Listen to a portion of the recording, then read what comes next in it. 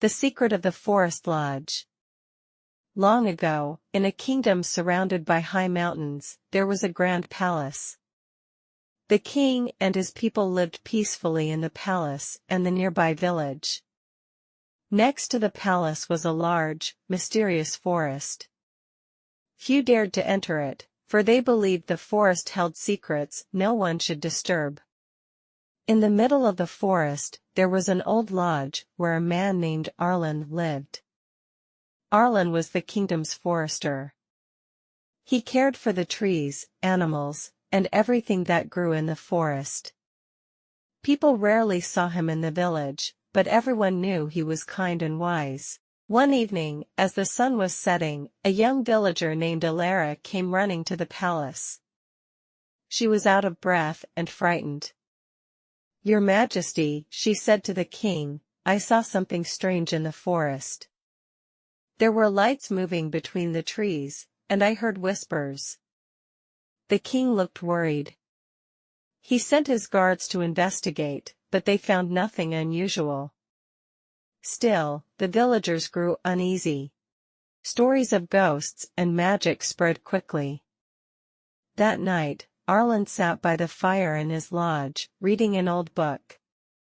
Suddenly, he heard footsteps outside. When he opened the door, he saw Alara standing there. "Arlen," she said, "I need your help. The forest is not safe anymore. I know you can protect it." Arlen nodded. "The forest speaks to those who listen," he said. "I have noticed strange things too. Come, we must act before it's too late." The two walked deeper into the forest, guided by the moonlight.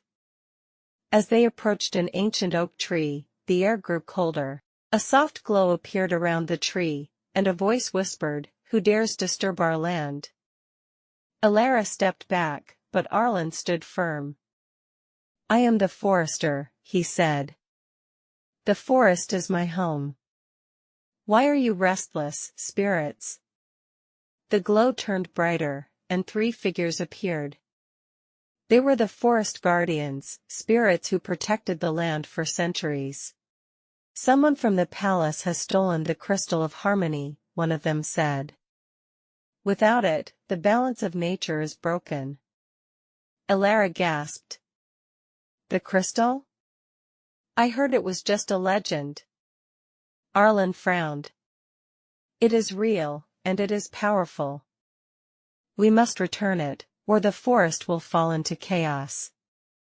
The guardians gave Arlen and Alara a clue. The crystal was hidden in the palace, in the king's own chamber. Arlen and Alara left the glowing oak tree and hurried through the forest.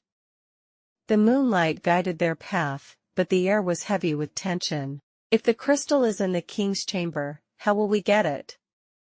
Alara asked. Arlen thought for a moment. "The king trusts me. I'll speak to him. But if he doesn't listen, we may have to take the crystal ourselves." As they reached the edge of the forest, the palace's tall towers came into view. The lights from the windows shimmered against the night sky. They slipped through the palace gates, avoiding the guards. Inside, the great hall was silent, except for the faint echo of footsteps. Arlen knew the king's chamber was on the highest floor of the eastern tower. They climbed the spiral staircase cautiously. When they reached the door, they heard voices inside. Peeking through a small crack in the door, they saw the king holding a glowing object, a crystal emitting a soft blue light. A shadowy figure stood in front of him. "You promised me power," the figure said in a low, growling voice. "With the crystal, I can take over the forest and the entire kingdom." The king looked troubled. "I never wanted harm to come to my people or the forest," he said. "But you said the crystal would protect the kingdom." Arlen whispered to Alara, "The king has been tricked. That figure must be a sorcerer." Before they could react, the sorcerer turned his head. "We have company," he hissed. The door flung open, and Arlen and Alara were pulled into the room by an unseen force. Well, well, the sorcerer sneered. The forester and a little villager. How brave of you to interfere. Arlen stepped forward. The crystal doesn't belong to you. It belongs to the forest. Return it, or you will face the guardian's wrath. The sorcerer laughed. The guardians are nothing without their precious crystal. He raised his hand, and dark energy began swirling in the air. Arlen pulled a small pouch from his pocket. Inside was a handful of golden dust, enchanted pollen from the forest's oldest tree. He threw it into the air, and the room filled with a warm, golden glow. The sorcerer screamed as the light weakened his magic. Alara, grab the crystal! Arlen shouted. Alara dashed toward the king, who stood frozen with fear. She snatched the crystal from his hand and held it tightly. The room trembled as the crystal's light grew brighter. No, the sorcerer roared, but his power was fading.